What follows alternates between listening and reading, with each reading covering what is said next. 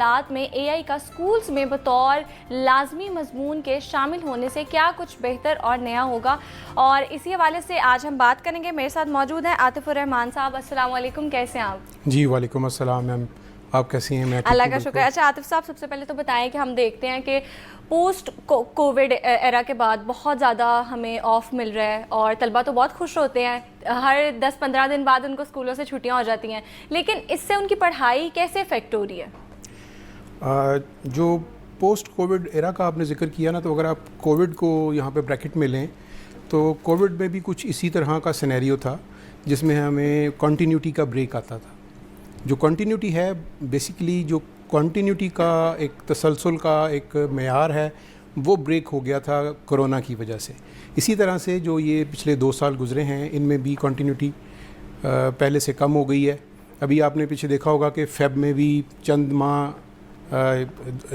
तकरीबन 2 माह के दौरान आपने देखा होगा कि सिर्फ फेब और मार्च में ही जो है वो स्कूल्स कितनी देर के लिए बंद रहे हैं। और ऑटोमेटिकली इसकी वजह से एक तो जो एकेडमिकली वीक हो जाएंगे बच्चे, और उनकी जो स्किल्स हैं, जो भी उनका डिसिप्लिन है, वो भी अल्टीमेटली वो भी डिक्लाइन कर जाएगा। बिल्कुल ऐसे ही है।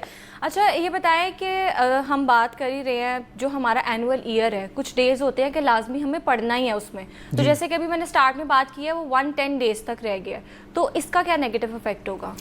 इसका नेगेटिव इम्पैक्ट ये होगा कि अल्टीमेटली हमारा जो सिलेबस है वो स्क्वीज़ हो जाएगा।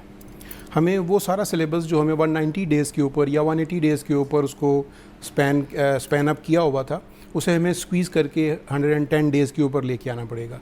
यहाँ मैं थोड़ा सा आपको करेक्ट करता चलूँ कि ये जो 110 डेज़ हैं, ये सारे एकेडमिक डेज़ नहीं हैं। अच्छा। इन एकेडमिक्स डेज़ में कुछ वो दिन भी हैं जिनमें आपके इम्तिहान होने हैं।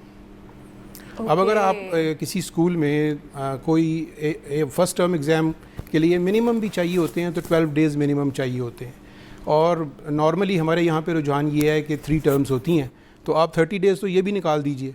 सो यू ओनली हैव 90 और 80 डेज़ जिसमें आप अपने बच्चे को जो भी एकेडमिकली आपने प्रिपेयर किया हुआ है उनके सिलेबस के लिए, वो आप उनको डिलीवर करते हैं। तो इससे तो 30 डेज़ तो और निकल गए बीच में से। तो इसमें जो हमारी इसकी वजह से हमें अपने सिलेबस को स्क्वीज़ करना पड़ता है, जिससे आप ये भी कह सकते हैं, जैसे हम कोरोना का जिक्र आपने किया तो उसमें स्मार्ट सिलेबस हुआ करता था, तो वही ये स्मार्ट सिलेबस की तरह हमें इसको पढ़ाना पड़ रहा है। तो अल्टीमेटली इससे जो जनरेशन आएगी उसके अंदर एकेडमिक वीकनेस भी होगी और डिसिप्लिन वीकनेस भी होगी उसमें।